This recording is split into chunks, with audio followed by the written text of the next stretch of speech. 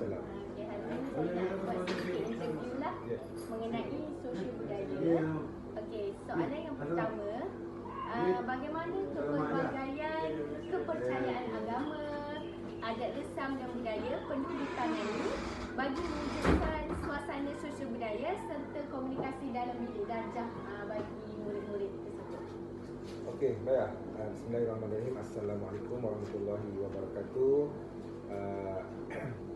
Yang pertamanya di dalam konteks sekolah ni, kalau kita lihat negara kita sendiri pun negara yang berbilang kaum ataupun negara yang majmuk, ada pelbagai kaum di negara kita, walaupun majoritinya orang kita berbangsa Melayu, tapi sekarang ini trend untuk kepelbagaian bangsa berada di dalam sekolah-sekolah kebangsaan khususnya ada berlaku, lama sudah berlaku benda ni.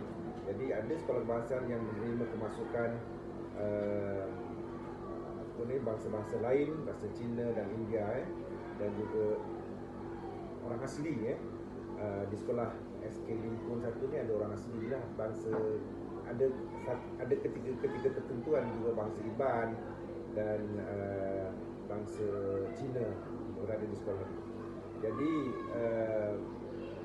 tidak menjadi masalah dalam kita bersosial, dalam sosial budaya ni kita tak ada masalah sangat untuk kita menerima lain-lain bangsa dalam sekolah kita. Dalam sekolah kebangsaan ni kita pun mengalu-alukan kehadiran pelbagai kaum berada di sekolah kita ni. Yang baik untuk perpaduan negara kita jadinya masyarakat yang berbilang bangsa ni kita dapat mengenal atau mengenal pasti ataupun menemui tabiat-tabiat bangsa-bangsa lain yang kita boleh jadikan sebagai pemangkin untuk perpaduan kaum lah. Jadi kalau di peringkat rendah lagi kita telah mengenali ataupun mengetahui budaya sesuatu bangsa itu, jadinya bila mereka besar nanti mereka tidak kekok, mereka faham dengan budaya kaum masing-masing.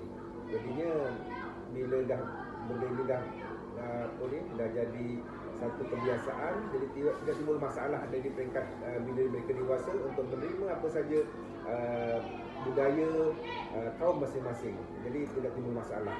Jadi itu baiknya ada kaum-kaum yang lain berada dalam satu sekolah yang sama dan sama-sama menerima budaya hidup masing-masing. Jadi di peringkat sekolah juga Kementerian Pendidikan ada menganjurkan satu program yang kita namakan sebagai program RIMUT, RIMUT.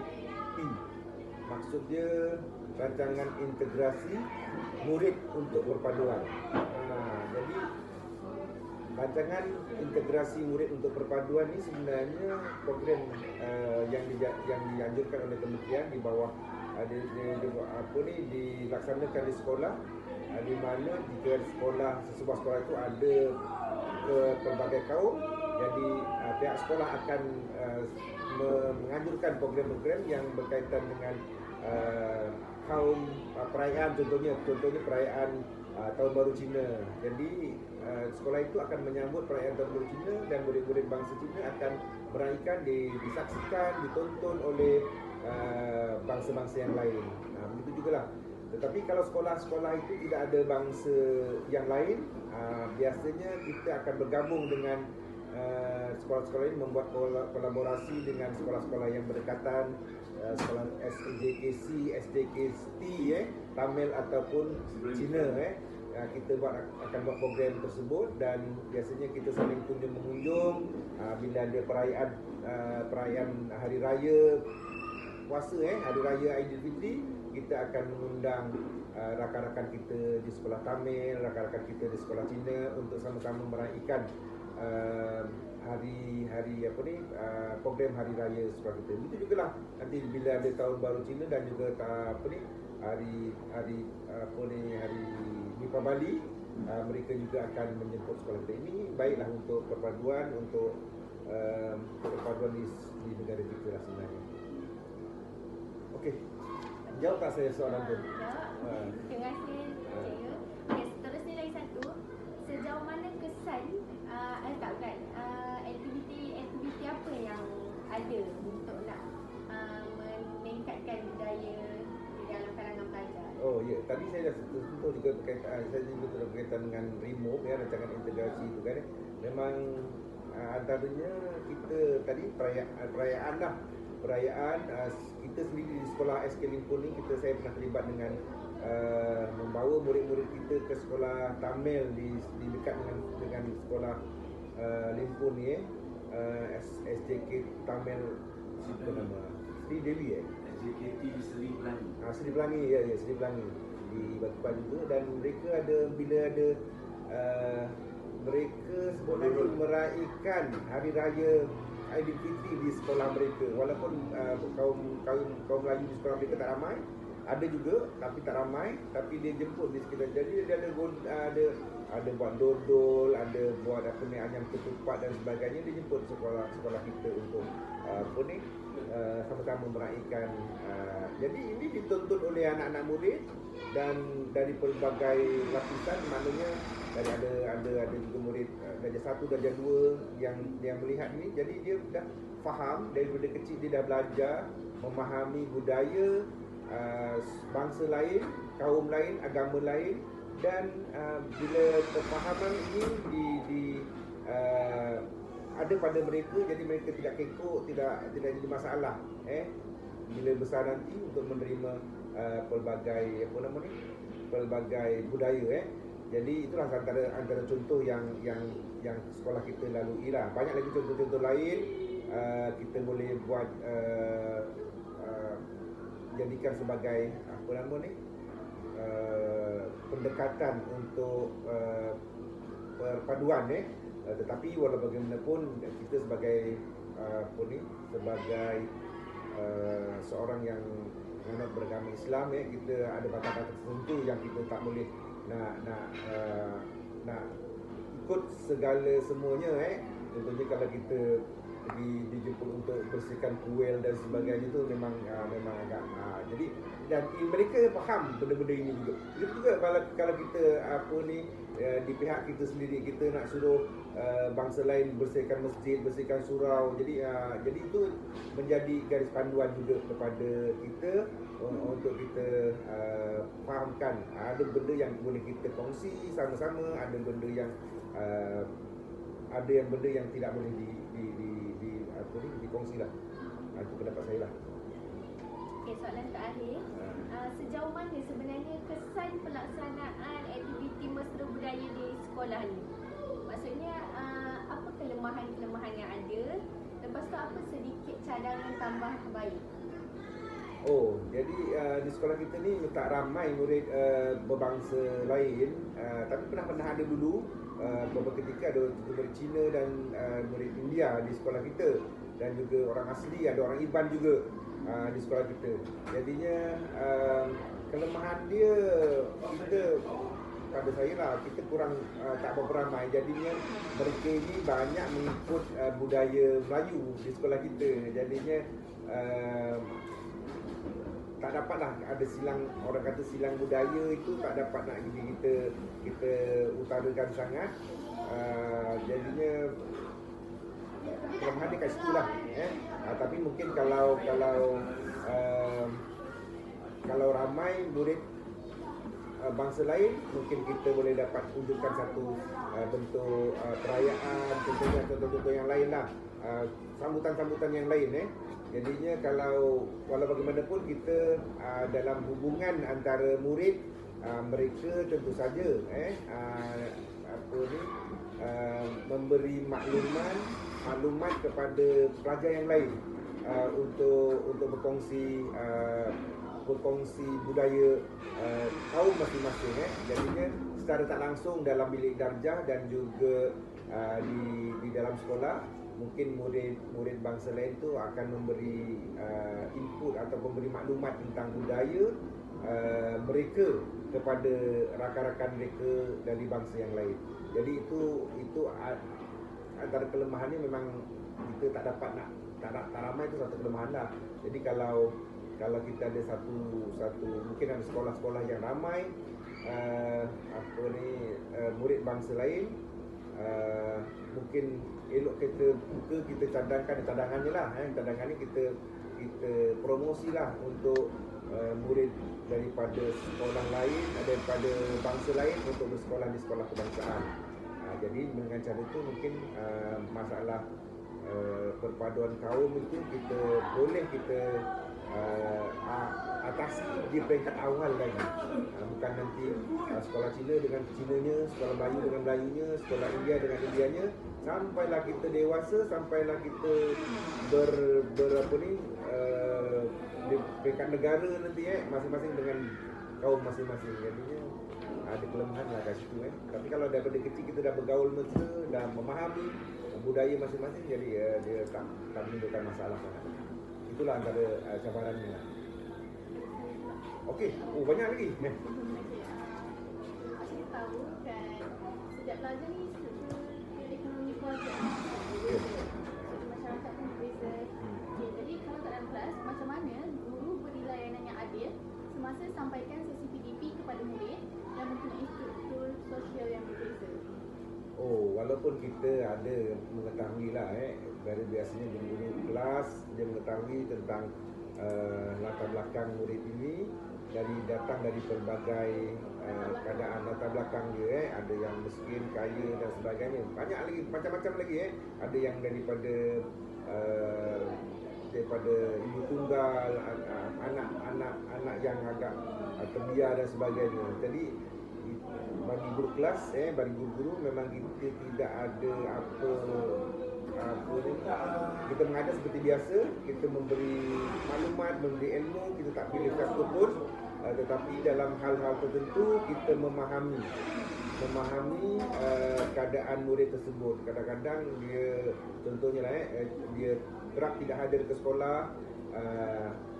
kenapa, jadinya ini guru akan mengambil berat, dan ada di sekolah ini ada unit-unit tertentu yang akan berperanan bagi mengatasi ataupun mendalami masalah yang timbul. Contohnya murid terpenting, kita ada unit hand, unit disiplin, unit counselling yang akan berperanan untuk mencari mengatasi apa-apa saja masalah lah. Tapi bagi setiap guru di sekolah ini, kita tidak mengambil latar belakang itu sebagai satu halangan untuk kita memberi ilmu. Semua kita beri ilmu sama saja, cuma tekangan daripada murid-murid itu biasanya daripada keluarga lah. Ya. Cikgu nak bagi sumbangan ataupun bantuan yang perlu tak cikgu tu macam panggil murid tu ke satu ruangan khas dahulu untuk jaga air untuk belajar? Sumbangan? Kan dah dibuat satu lagi. Ya, biasa kita ada bancian dulu, bancian awal. Dalam bancian awal tu kita lihat ada data yang kita perolehi daripada ibu bapa lah. Bila seseorang murid datang ke sekolah, dia akan mengisi borang tu ada borang pendapatan, borang berkaitan dengan latar belakang ibu bapa. Jadi dari situ kita dah tahulah kedudukan murid itu. Jadi kita jika ada bantuan dan sebagainya, kita ambil daripada data tersebut. Walaupun murid itu kelihatannya macam susah, tetapi bila datanya kita lihat, dia anak orang yang senang, dia anak orang yang berada, ibu bapanya bekerja baik. Jadinya kita pun tak memberi apa bantuan, kita lihat daripada aspek yang lain pula. Tapi bila kita tengok data, bantuan-bantuan akan sampai kepada murid berdasarkan data itu. Biasanya kalau kita sekarang ni B40 lah, B40 tu memang kita ada bantuan, macam-macam bantuan lah yang pihak sekolah usahakan dan juga yang memang dah ada dalam peruntukan. Contohnya wang apa? KWP kan. Pelajar miskin. Pelajar miskin memang ada. Lepas tu bantuan-bantuan ni daripada negeri, Baitul Mal dan sebagainya. Memang ada bantuan. Pakaian dan wang juga. Cikgu tengok dari segi bahasa komunikasi belajar yang jenis tertentu ada tak ada Perbezaan. kurang dengan ini? Oh, ada juga. Tapi tak semuanya begitu.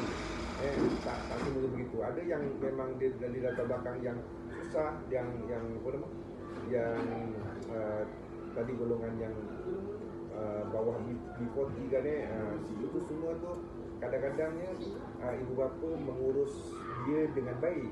Ada yang ada itulah saya cakap tadi unik, murid-murid ni semua unik. Dia ada pelbagai.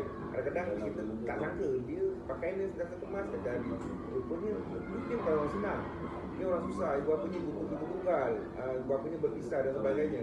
Dan dia ibu bapanya betul semua. Tapi pakaian dia sentiasa dijaga dan sebagainya. Jadi kita pun kadang-kadang kita tak sangka dia tu murid yang latar belakangnya begitu.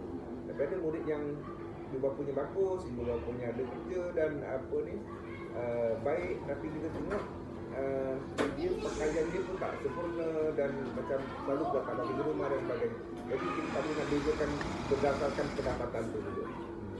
Boleh tak cikgu nyatakan 3 contoh aktiviti yang dijalankan yang mengambil kira kesedaran kepelbagaian sosial budaya dan implikasinya kepada murid kat dalam kelas? Macam mana? Contoh Contoh aktiviti aktiviti yang cikgu ambil kepelbagaian sosial budaya dari segi adat resam, dia orang berbeza, okey. bahasa tu kan. Ada tak cikgu macam buat kumpulan cikgu campur tu, cikgu tak ambil tu, tak buat berbanding dengan Kalau di sekolah ni, kalau kita buat menjalankan aktiviti kita contohkan, kita tak asing-asingkan. Ni kaum lain kecuali yang berkaitan dengan agama sajalah. Contohnya baca Yasin, kita tak boleh lah. Kita hormati mereka yang bukan beragama Islam untuk dia dengan program moral, program moral. Jadinya mereka akan ditempatkan di program moral oleh seorang cikgu. Kalau ada cikgu yang berbangsa, yang berketurunan Cina ataupun yang beragama bukan Islam, kita akan letakkan mereka di situlah. Kalau jadi kita dalam hal agama biasanya kita akan asingkan. Tetapi hal-hal lain berkaitan dengan budaya, hidup, masyarakat dan sebagainya, kita sentiasa mengalu-alukan kepelbagaian ini. Kita ada masalah berkaitan dengan itu.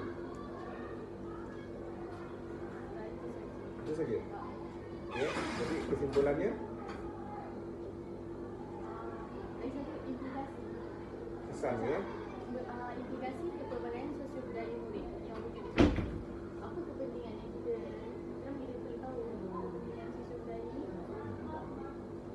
Jadinya memang kepentingan sosial budaya untuk terutamanya yang kita bincangkan dari tadi itu berkaitan dengan perpaduan kaum lah, yang menjadi salah satu masalah kepada negara kita. Negara kita ni kita faham lah, negara kita negara berbilang bangsa, berbilang kaum, negara majmuk. Jadinya kalau kepentingannya sangat besar lah. Kita nak membina negara tu kan daripada dalam negara yang berbilang bangsa ni kita mesti ada kesepakatan, ada perpaduan. Jadinya kalaulah masing-masing bergerak dengan agama atau kaum masing-masing, macam mana kita nak membina negara ini kan sedangkan walaupun negara ini di majoritinya orang berbangsa Melayu, tetapi orang berbangsa lain juga ada peranannya, ada kepentingannya. Macam bagi China, kepentingannya dari segi sudut ekonomi kan, ekonomi negara kita. Jadi semuanya patutnya saling membantu sebab mereka dah menjadi rakyat negara kita dan sepatutnya mereka bermati-matian untuk negara kita sendiri. Dan itulah pentingnya kita daripada awal di peringkat sekolah rendah lagi, kita perlu ada satu kesepakatan budaya, perpaduan dan juga sentiasa bertoleransi dan juga saling mengenali budaya masing-masing.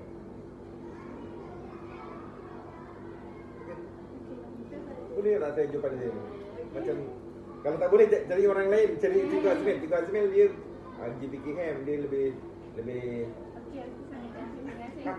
lebih tantangan juga lah. Aduh, ya aku selalu yang Temu Rahma channel apa ni? Channel Al Hijrah. Dia cakap Arab.